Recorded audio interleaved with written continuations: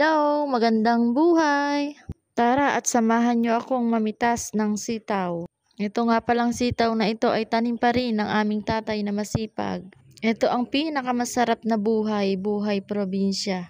Puro fresh ang makakain mong gulay, manamis-namis pa talaga kaysa sa mga nabibili mo, may panat-panat na. Dito sa probinsya, magtanim-tanim ka lang, meron kang aanihin. Basta masipag kang magtanim, hindi ka magugutom dito. Ayan nga po pala, kasama ko dyan ang aking ate at ang aking nanay. Unang harvest yan sa tanim na sitaw ng aming tatay. Tingnan nyo naman, sariwang-sariwa. Ay, nako, pag inabraw yan, napakasarap niyan. Manamis-namis. Magpakulo ka ng tubig, tsaka mo lang italbog yan at lagyan mo ng bagoong at kamatis. Ay, naimas. Oh, wow! Masustansya pa. Ayan nga po, at namimitas muna ako. Binibidyo ko yung kamay ko at wala akong taga-video. Ito ang masarap dito sa bukid. Kapag wala kang ulam, lumabas ka lang sa paligid at may pipitasin ka na. Lumaki ko sa mga gulay-gulay talaga. Halos kadalasan gulay ang inuulam namin. Ayan nga, at nakita ko ng ate ko na hirap na ako sa pagbibidyo ng kamay ko.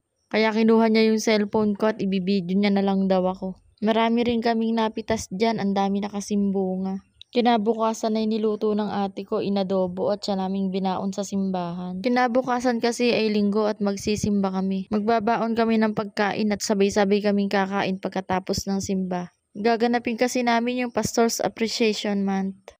At ayan na nga, sumunod pa ang aking anak na makulit, sumunod pa sa gitna. At nag-aaya ng umuwi at iniinit na raw siya kasi mainit pa dyan, 4:00 ng hapon. Ayun, yung tatay naming masipag, nakita ko, ayun, no, nagpapala ng bukid niya. Naggagayak na naman siya ng bukid para sa dayata na palay niya. Oh. Binabawal na nga namin siya na huwag masyadong magpagod at nagkaroon na nga siya ng sakit na prostate. Kaso, ayan, ang tigas pa rin ng ulo. Sabi namin, wag na siyang magsaka at maggulay na lang para kahit papano hindi gaanong matrabaho. Kaso hindi pa awat, mas lalo daw siyang manghihina kapag hindi na siya nagtrabaho. Ito nga po pala yung aming pastor, nadalaw siya rito. At ayan, nagpapakuha ng bayabas ang aking anak, kaso mga hilaw naman ang bunga.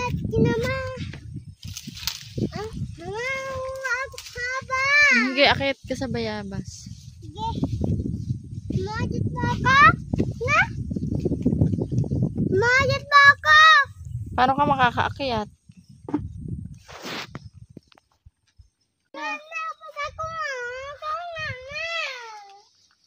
Nangungulit yung aking anak. Sinabi ko kasi umakyat siya. Ayan tuloy, nangulit na. Hanggang dito na lang po. Thank you so much for watching.